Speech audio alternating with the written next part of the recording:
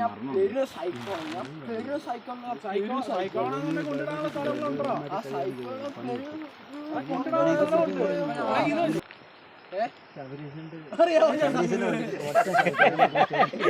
അന്ന് വണ്ടിൻ്റെ മുമ്പിൽ വീണെന്ന് പറഞ്ഞിട്ടാണ് സംഭവം നടക്കുന്ന വണ്ടിൻ്റെ മുമ്പിൽ വീണെന്ന് പറഞ്ഞിട്ടാണ് തല്ലിയത്. തല്ലെന്ന് പറഞ്ഞ് കെട്ടിയിട്ട് തല്ലി, പോസ്റ്റിലിട്ട് കെട്ടിയിട്ട് തല്ലി. അവർ പിന്നെ ഹോസ്പിറ്റലിൽ കൊണ്ടുപോകാനോ ഒന്നും നോക്കിയില്ല. അവരവിടെ തന്നെ 1 മണിക്കൂർ 1.5 മണിക്കൂർ അവിടെ തന്നെ കെട്ടിയിട്ടു, മഴയത്ത് കെട്ടിയിട്ടു. പിന്നെ അവിടുത്തെ നാട്ടുകാർ ആണ് എന്നെ രക്ഷിച്ച് ഹോസ്പിറ്റലിൽ കൊണ്ടുപോയതും എല്ലാം അവരാണ് ചെയ്തത്. ഭയങ്കര അടി കൊടുക്കും. ഇവൻ ദേഷ്യം വന്നിട്ട് ഒരു കല്ലെടുത്ത് അവനെറിഞ്ഞു, ഈ കൊങ്ങായി പിടിച്ചവന്.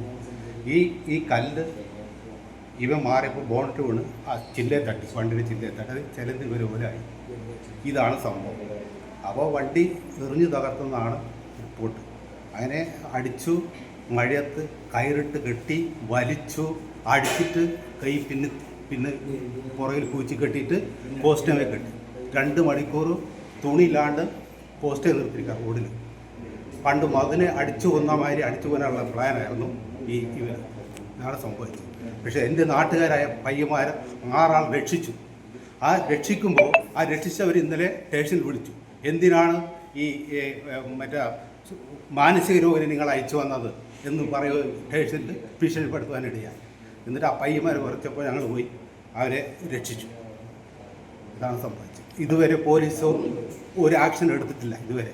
പക്ഷേ കേസ് മറിച്ച് അടിച്ചവരാണ് ഈ പയ്യൻ്റെ പേരിൽ വണ്ടി തല്ലി തകർന്നുകൊണ്ട് കേസ് കൊടുത്തില്ല.